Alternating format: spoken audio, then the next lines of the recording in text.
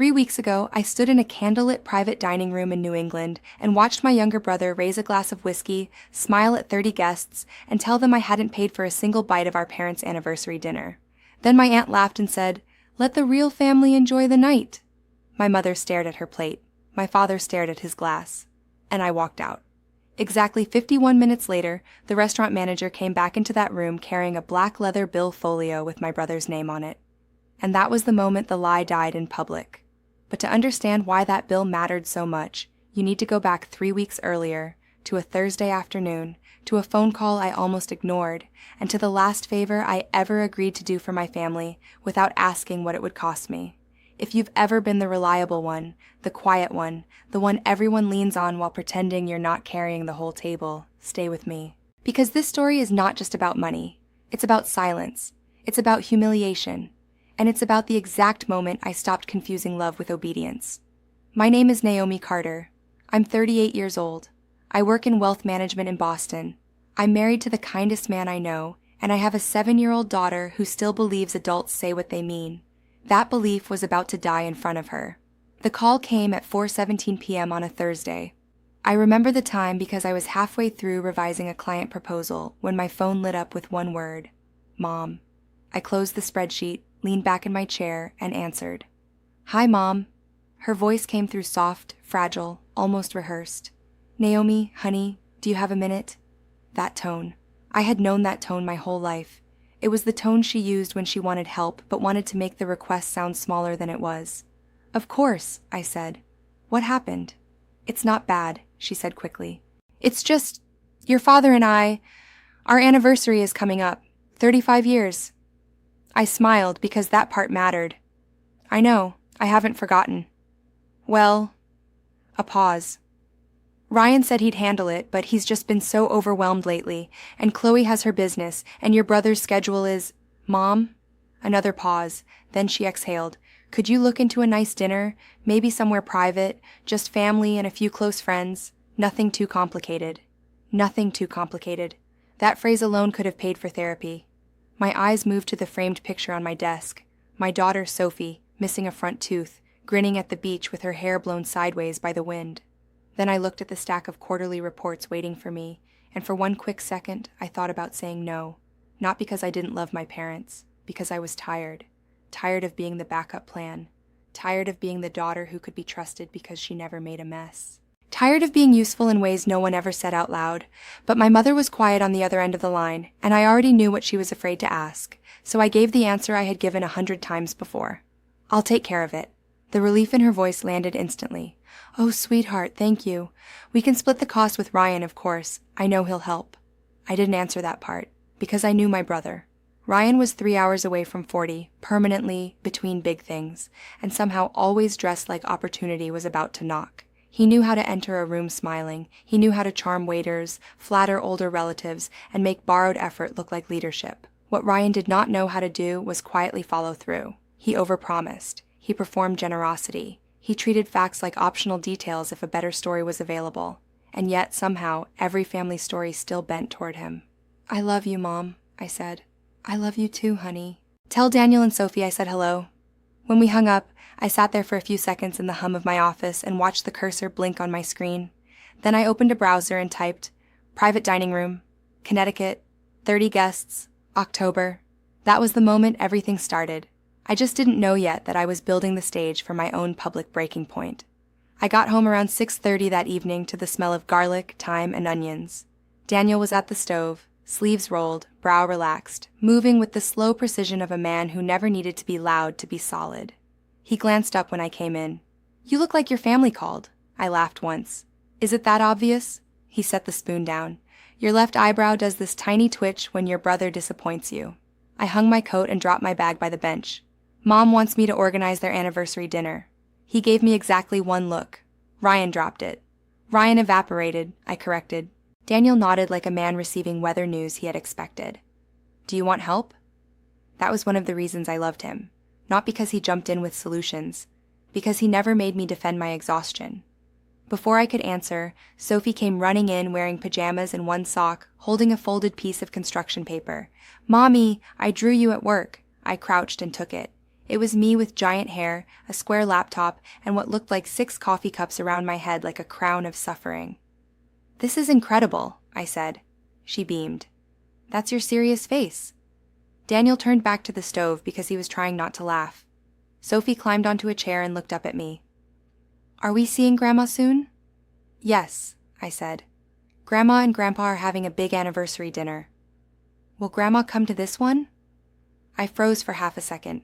Children remember absences like grown adults remember insults, cleanly and without mercy. My mother had missed Sophie's birthday 2 months earlier. There had been a reason. There was always a reason. But children don't sort pain into adult categories. "Yes," I said gently. "She'll be there. It's her party." Sophie nodded, satisfied for the moment. "Good. I'll make her a new picture." She ran off again, and I stood in the kitchen with the drawing still in my hand. Daniel lowered the heat and looked at me. "You don't have to do this the way you always do." "What way is that?" "The way where everybody else gets grace, and you get a task list." I leaned against the counter and exhaled. "I just want them to have one good night." He gave me that patient look of his, the one that never cornered me, never judged me, just waited beside me while I figured out my own limits. "Then give them one good night," he said, "but don't give away more than that." I wish I could say I listened carefully. I didn't. I heard him. I loved him for saying it. And then I went right ahead and stepped into the role I had always played. The next night, Ryan called at 9:14 p.m. I was in the bathtub with a book I wasn't really reading when his name flashed across my screen. "Hey sis," he said, too cheerful. "Mom told me you're handling the anniversary thing. Thanks for stepping up." Stepping up. Ryan had a gift for phrasing that made his absence sound like my opportunity. "No problem," I said. "So where are we doing it?" "Somewhere classy, right? Mom deserves classy." I closed the book. "I'm still looking." Cool. Listen, whatever it costs, we'll split it. 50-50. Put my name on whatever paperwork you need." There it was. Not help. Not relief. Credit positioning. I said nothing, and Ryan did what Ryan always did when silence gave him room. "Things are tight right now, you know? Chloe's product launch, my cash flow, all that. But I want people to know I'm hosting too. Not for ego," he added, immediately revealing it was exactly for ego. "Just because it's family." My voice went flat. "The dinner is for Mom and Dad." "Right, obviously, but hosted by both of us." "We'll talk later." He laughed, easy and careless. "Love you, sis." He said it the way people close a sales call. After I hung up, I sat there in the cooling bath water and stared at the tile wall. That call should have warned me. It should have told me exactly what he planned to do if I left even an inch of room for fiction. But I had spent years surviving my family by minimizing what I knew. So instead of confronting him, I made a choice that felt generous at the time and foolish in hindsight. I decided I would pay for the whole dinner myself. Quietly. Not because Ryan deserved covering, not because I wanted praise, and not because I was setting a trap. I knew my parents were strained financially. My father's contracting business had slowed. My mother had surgery the previous summer, and even though the operation had gone well, the bills hadn't. I handled parts of their taxes every year. I knew where the numbers trembled. If I told my mother the real cost of a private dinner for 30 people, she would cancel. She would say a casserole at home was enough. My father would agree too quickly. Ryan would promise help and vanish. And somehow my mother would still end the night apologizing for being celebrated. I didn't want that. A month earlier, I had received a substantial bonus at work after making senior partner track advisor.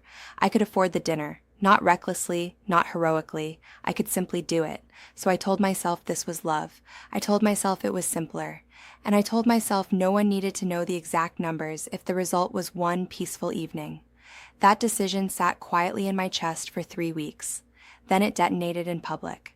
I found the restaurant on a Tuesday morning. It was called Ashmore House, set on the edge of a narrow road outside Farmington, an old New England estate converted into a private event venue with stone fireplaces, warm wood beams, and the kind of lighting that made everyone look gentler than they were. The manager met me at the door. Her name was Elena Marquez. She wore a dark blazer, had a clipped, steady voice, and shook my hand like a woman who valued clarity over performance. "Miss Carter," she said, "come see the Hawthorne Room."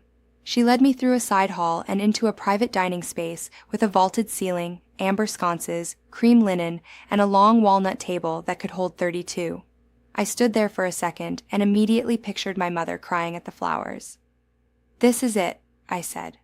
Elena smiled. "That usually means yes."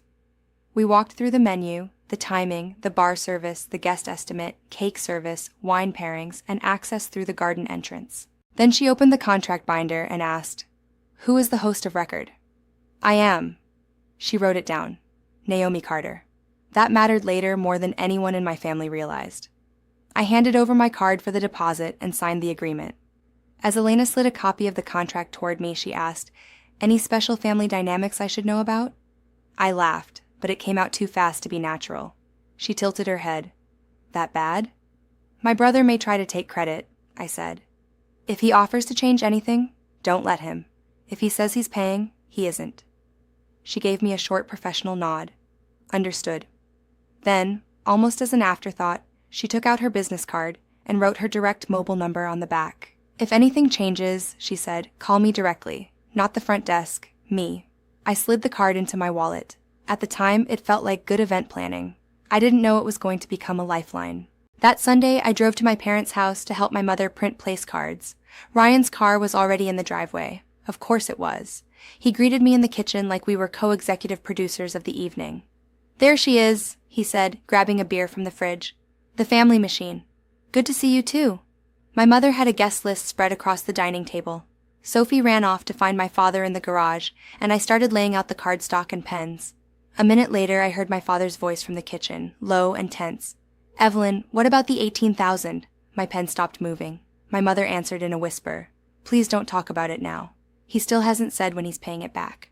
"Robert, I'm serious. We can't just keep—" I stepped away from the doorway before either of them saw me.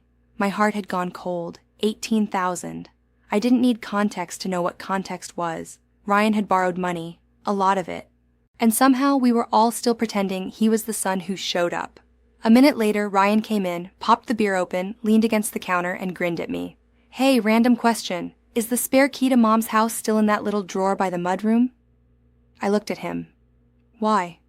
"Just wondering." "It's probably still there." He winked. "Good to know." Then he walked outside to the garage like a man with no weight in his pockets. I wrote another place card, but my fingers were shaking now. That was the first time I had the full feeling, not suspicion, not irritation. A full-body certainty that something ugly was moving under the surface, and that I was the only one in the family who had stopped pretending not to see it. 4 days before the dinner, my aunt called. Aunt Judith. If every family has one person who speaks in moral superiority and calls it tradition, ours had Judith. She had spent 20 years treating loyalty like geography. If you lived nearby, showed up physically, inserted yourself into everyone's business, you were real family.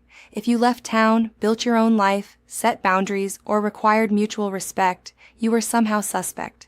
"Naomi," she said without hello, "I hear you're handling your parents' dinner." "Yes?" "I just want to make sure the event won't be too flashy. Your mother doesn't like anything showy."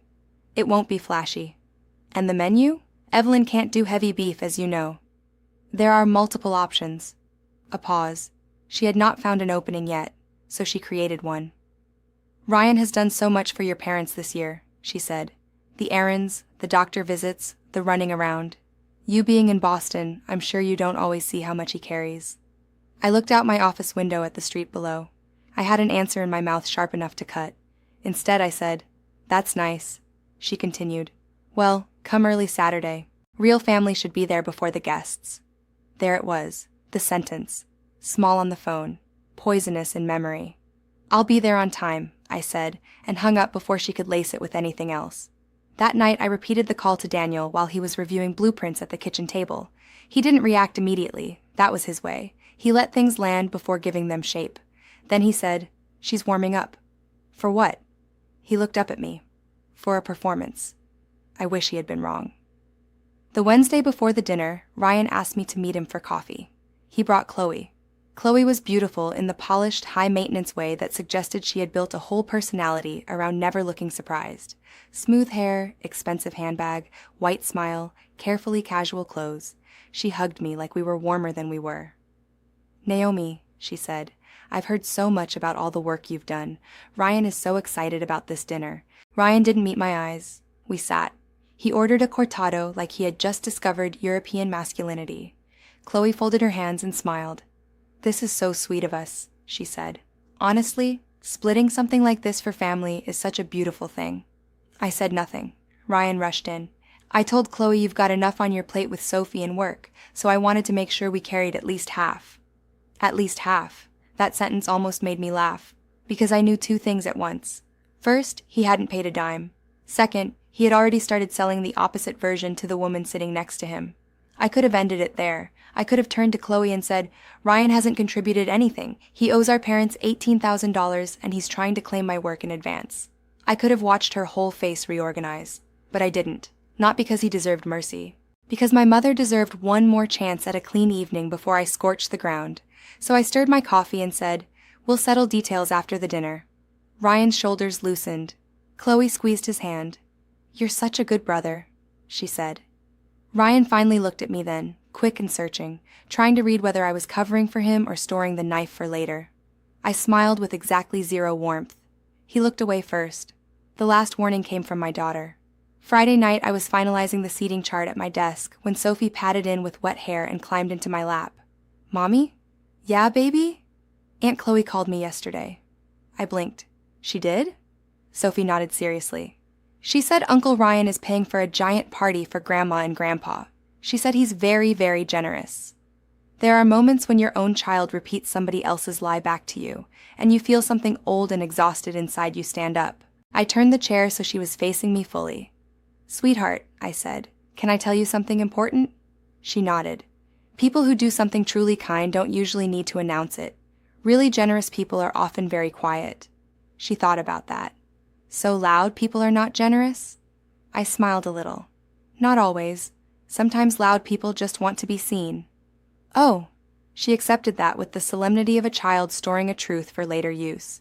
Then she touched my cheek and said, I think you're quiet generous. After she went to bed, I sat alone at the desk for a long time. Then I opened the notes app on my phone and typed, After Saturday, I am done carrying stories that are not mine. I read it twice. I didn't realize I had just written the line that would divide my life into before and after. Saturday arrived hard and bright. I got to Ashmore House 3 hours before guest arrival.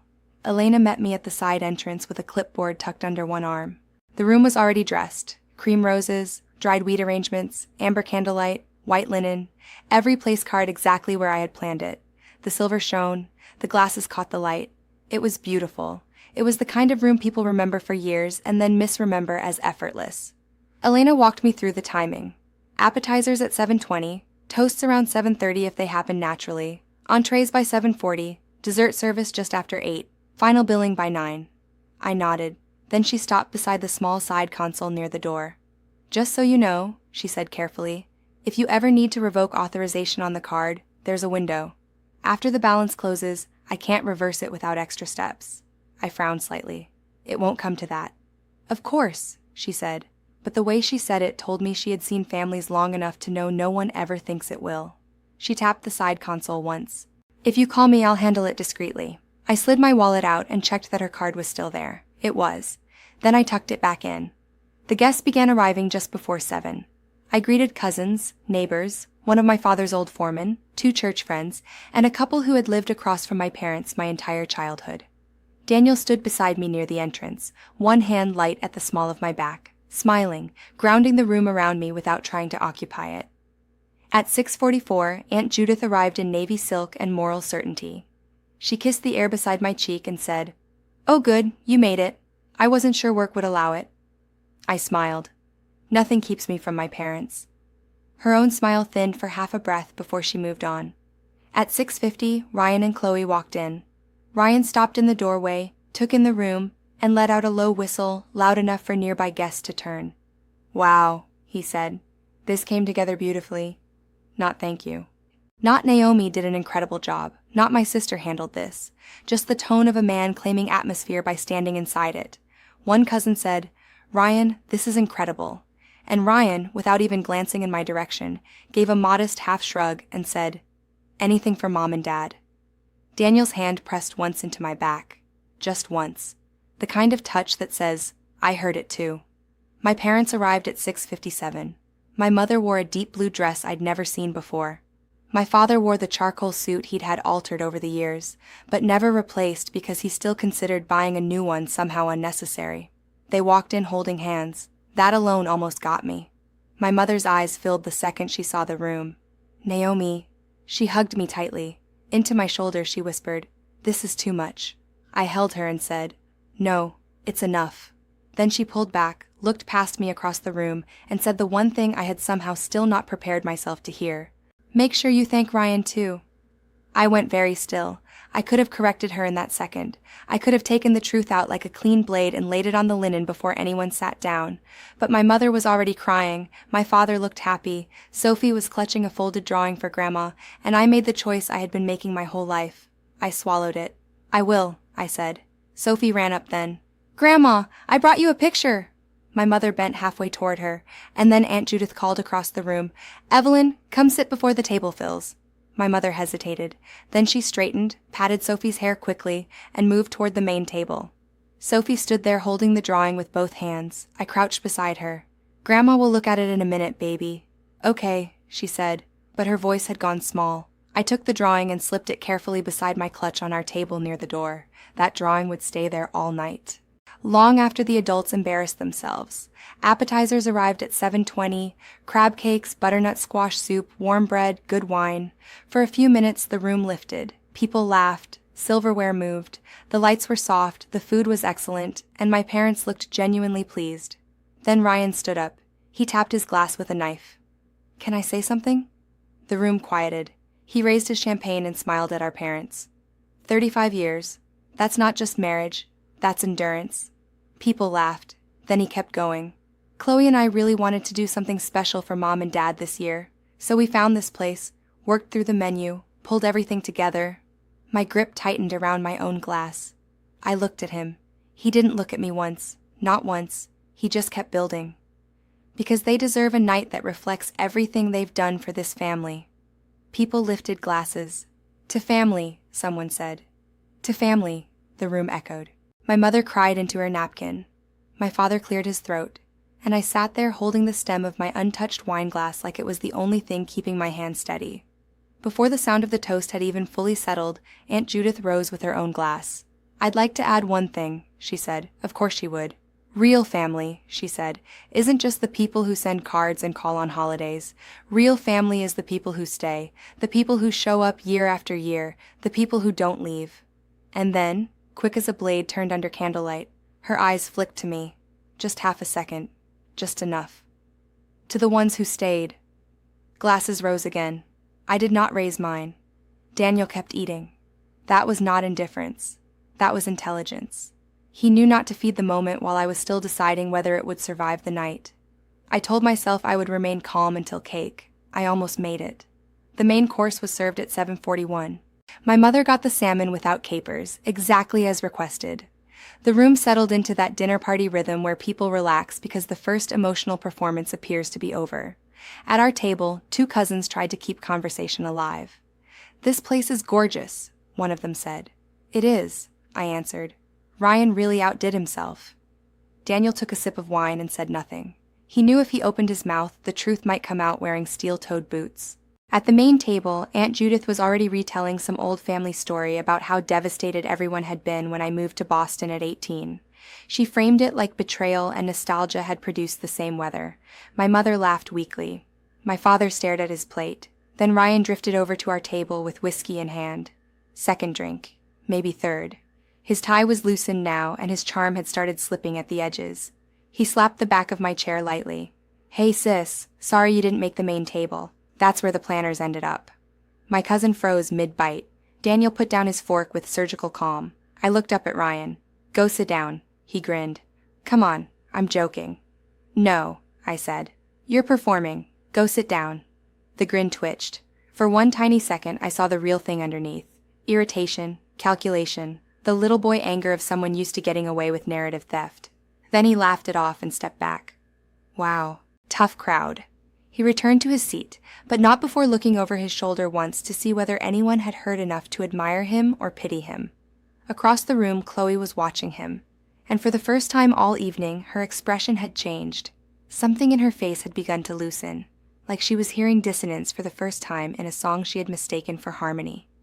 A few minutes later, Sophie tugged my sleeve. "Mommy?" "Yes, baby." "Why didn't Grandma hug me?" There are questions that split your heart before they reach your brain. I put down my napkin and turned toward her. Daniel stayed quiet beside me, letting me have the moment. Come here. She climbed halfway into my lap. Grandma loves you, I said softly. Then why didn't she stay? Because weakness is contagious. Because some women get so used to yielding, they mistake it for peace. Because your grandmother was more afraid of your aunt's disapproval than your disappointment. But children deserve truths they can carry, so I gave her the version that would fit in her hands. Sometimes adults make choices that don't match what's in their heart. She frowned. That's not kind. No, I said. It isn't. She was quiet for a second. Do you still love Grandma? I swallowed. Yes, but loving someone doesn't mean letting them make you feel small. The words came out clean. I hadn't planned them. But once I said them, I knew they were true enough to keep forever. Sophie nodded slowly like she was filing the sentence somewhere sacred. Then she picked up a crayon and flipped over a menu card. I'm going to draw Grandma another picture anyway. I kissed her temple. Okay, baby. Across the room, Ryan stood again. He had the look of a man preparing his encore.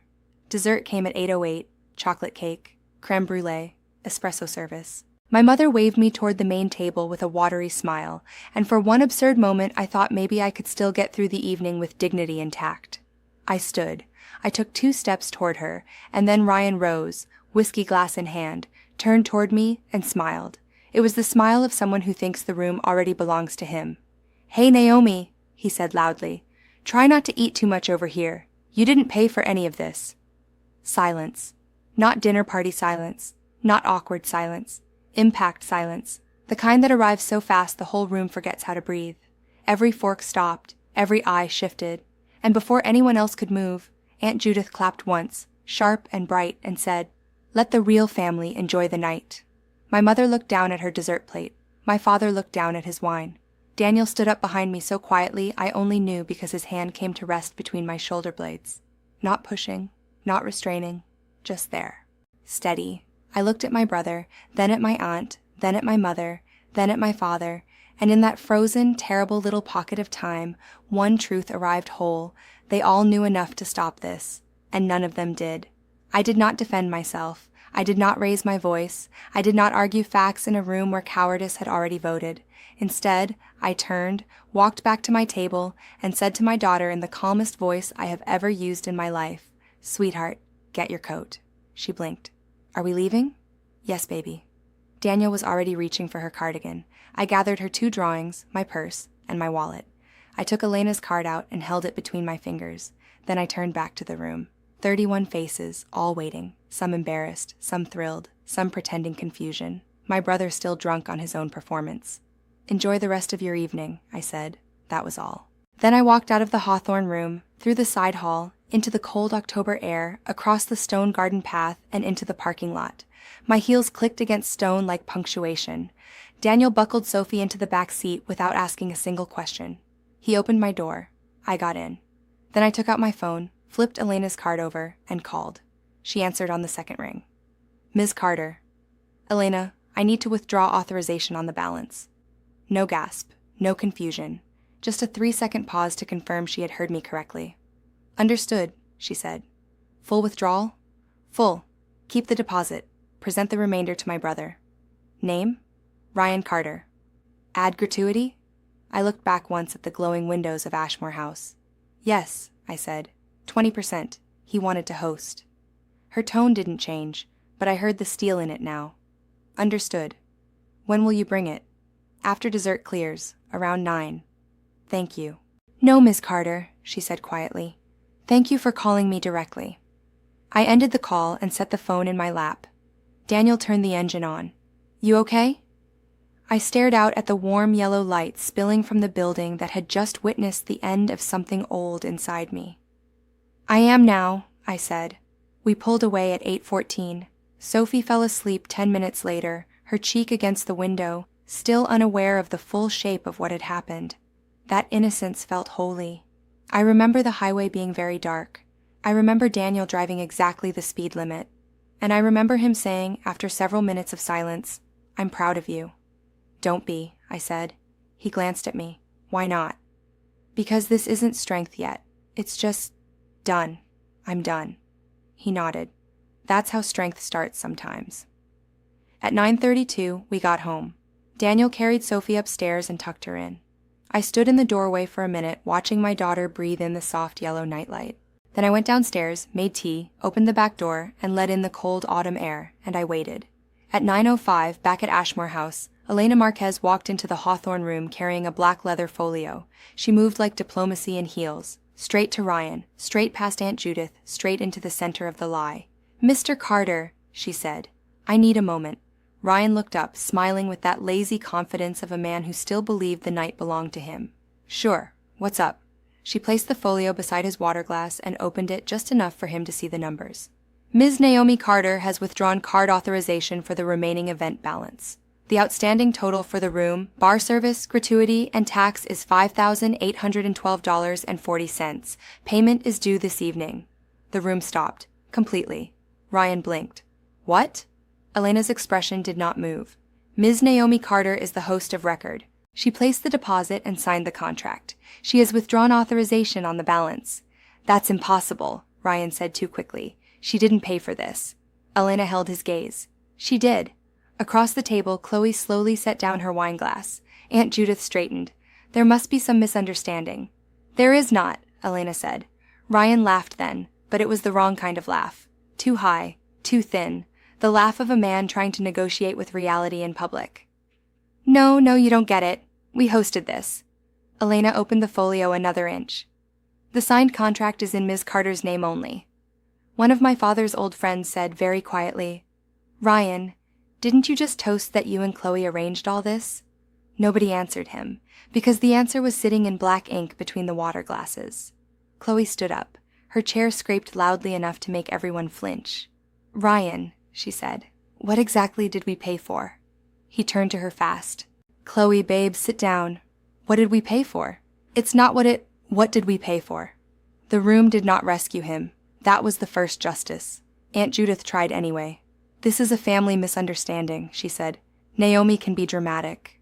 Elena turned toward her with perfect hospitality and zero surrender. "I am not here for family interpretation," she said. "I am here to collect payment." That was the second justice. Ryan fumbled for his wallet. He handed over one card. Declined, then another. Declined, a third. Declined again.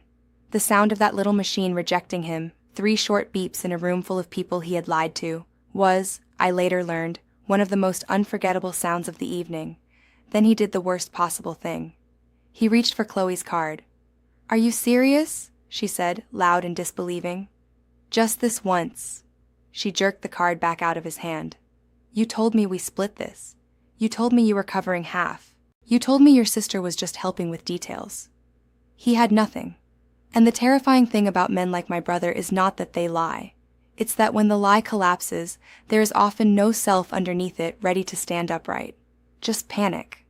My father rose slowly from his chair. He was 64, proud, tired, and not a man who moved dramatically unless he absolutely had to. He walked to the side table where Elena stood and took out a business credit card from his wallet. "Run this," he said. Ryan looked at him. "Dad." My father did not look back. Elena ran the card. Approved. She handed him the receipt. He signed it in firm blue ink. Then he turned to my brother, and in a voice that everyone in the room heard because nobody was making noise anymore, he said, "Go home." Ryan stared at him. "Dad, this is—" "I said go home." Aunt Judith tried once more. "Robert, now let's not make—" He turned to her then, and whatever she saw in his face shut her mouth instantly. "Not tonight, Judith." That was the third justice. Chloe picked up her bag. "I'm getting a ride," she said. "Do not call me tonight."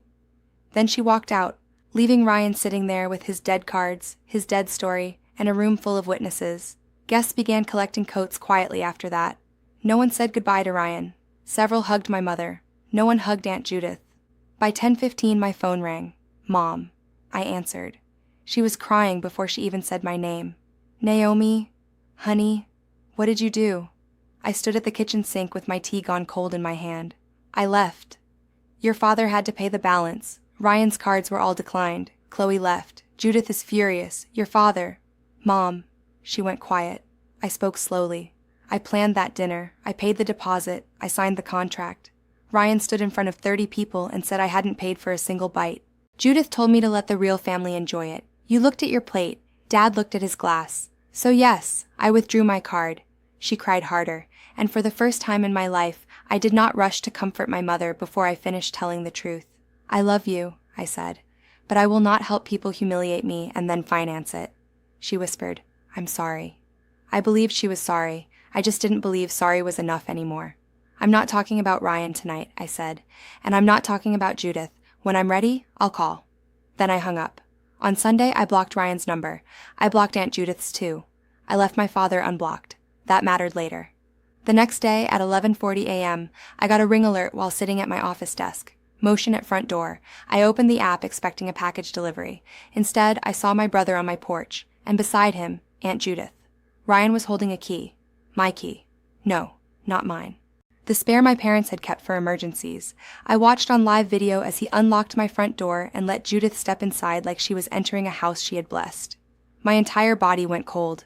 The indoor camera feed came on next. They walked straight through my living room, no hesitation, no uncertainty. Judith headed straight for the cherrywood cabinet in the dining room, the one that held my late mother-in-law's blue and white china, the set Daniel's mother had left to me before she died. Ryan had brought a tote bag. Judith began taking plates down one by one and wrapping them in dish towels. I called Daniel first. Then I called the police. My voice was so calm the dispatcher probably thought I was reporting weather. I have 2 trespassers inside my home. I have video. They are removing property. Daniel got there before I did. 2 officers arrived almost at the same time. The footage later showed him walking through the front door with the same steady energy he brought to everything. No shouting, no chest beating, just certainty. Ryan was holding 3 wrapped plates when Daniel said, "Put them down." Judith straightened and said, "We're family. We have every right to recover what belongs to us." Daniel's answer was ice. "Those belong to my mother. This is my house. Sit down." The officers took over from there. Statements, identification, questions. Ryan tried to say I had once told him where the spare key was. Daniel corrected him immediately. Knowing where a key exists is not consent to enter. I loved my husband so much in that moment I could barely stand it. By that evening, the locks had been changed. By the next morning, I had restraining order paperwork drafted. By then, I was no longer trying to preserve the old shape of the family. I was protecting my home from it. That night, I called my father. He picked up on the second ring. "Naomi. Dad, Ryan and Judith entered my house today with the emergency key from your place. They were packing Rosalie's china. I filed a police report. I'm filing restraining orders." Silence. Then I heard something I had never heard in my life. My father crying. Not loudly, not theatrically, just the sound of an old man discovering too late that silence has consequences. Tuesday morning, my mother drove to Boston alone. That by itself was almost shocking. She hated driving in the city. But at 11:05, the doorbell camera showed her standing on my porch with one hand on the frame like she needed it to stay upright. I opened the door. Her face broke the second she saw me. In my kitchen, over coffee she barely touched, she told me the truth in pieces. She had known Ryan was drowning financially. She had known Judith had too much influence over her. She had known Saturday was wrong before it exploded. And Monday morning, when Ryan asked for the spare key from their mudroom drawer, she gave it to him because she didn't ask enough questions. Then she said the thing that mattered most. "I have let Judith speak for me since you were 15. I was more afraid of her disapproval than of losing you." I let that sit in the room. Then I said, "I believe you're sorry, but sorry is not a repair plan." She nodded and cried, so I gave her step 1. Block Judith. She took out her phone and did it while I watched. That was the beginning. Not forgiveness, not reunion. Beginning. 6 weeks later, my mother called and asked if she and my father could come to my house for Thanksgiving. "Just us," she said quickly. "No Judith, no Ryan." I looked over at Sophie coloring at the table and said, "Come at 2. We eat at 4. Here's what else had happened by then. Ryan had taken a plea on the trespassing charge. Misdemeanor, fine, community service. Chloe filed for legal separation within days of the anniversary dinner. Apparently, the collapsed payment story was not the only fiction she had discovered.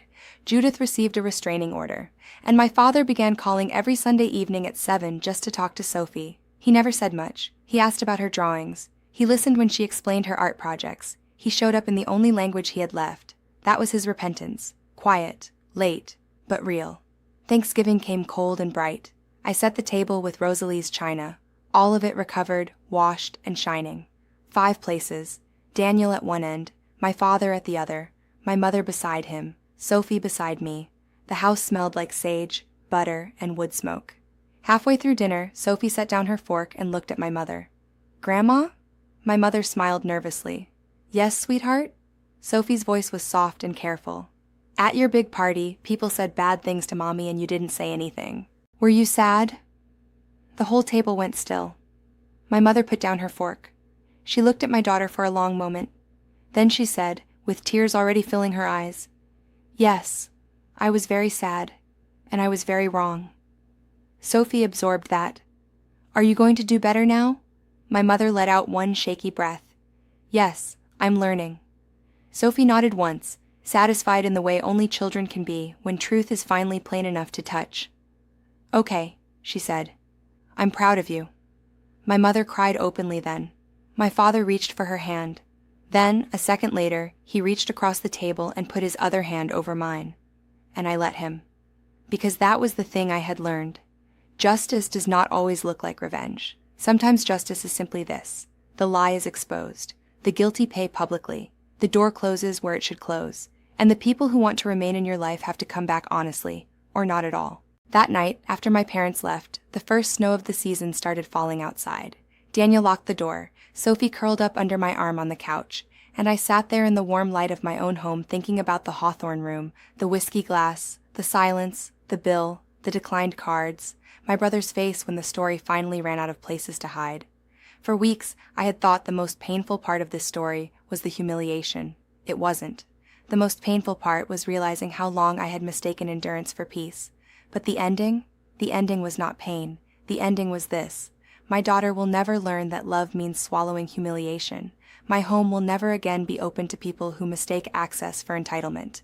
And my parents, if they want a place at my table, now know the price of silence. Family is not blood. Family is behavior. Family is who protects your dignity when it would be easier not to. And if they don't, then sometimes the most loving thing you can do is stand up, take your coat, and let the bill find the person who earned it. That anniversary dinner was supposed to celebrate 35 years of marriage. Instead, it exposed 20 years of cowardice, one brother's fraud, one aunt's cruelty, and one daughter's final limit. And somehow, that was the better gift. Because by Christmas, my mother had started using her own voice. By New Year's, my father no longer let Ryan redirect conversations into excuses. And by spring, when Sophie asked me what makes someone real family, I didn't even have to think. I told her the truth. Real family is who tells the truth when it would be easier to stay quiet. She smiled and said, "Then you're real family, Mommy." And for the first time in my life, that felt like enough. If you're still here, then you already know this wasn't a story about a dinner bill. It was a story about what happens when the person everyone depends on finally stops volunteering to be used. And if you've ever had to walk away from a table to protect your peace, then you know exactly why I never once regretted leaving that room. Not when the bill came. Not when the police report was filed. Not when the restraining orders were signed. Not even when my mother cried in my kitchen. Because none of those things broke my family. They revealed it. And revelation, painful as it is still a form of mercy. So yes, my brother got his public humiliation. My aunt got shut out. My father had to pay a bill he should never have been forced to touch. My mother had to face the daughter she almost lost. That is justice. But the deeper justice is this. I got my voice back. My daughter saw me keep it. And the next generation at my table will never confuse silence with love again. That is how the story ends. Not with revenge, with truth, not with noise. With a boundary. Not with the family I was born into pretending everything is fine, but with the family I built, sitting in warm light, behind a locked door, at a table where no one has to earn the right to be treated with dignity. And if you ask me now what the most expensive part of that anniversary dinner really was, I won't say the wine, or the private room, or the $5,000 bill. It was the illusion. The illusion that I could keep paying for peace in a family that only valued me when I was useful. That illusion cost me years. Walking out cost me nothing, and I would do it again, every single time.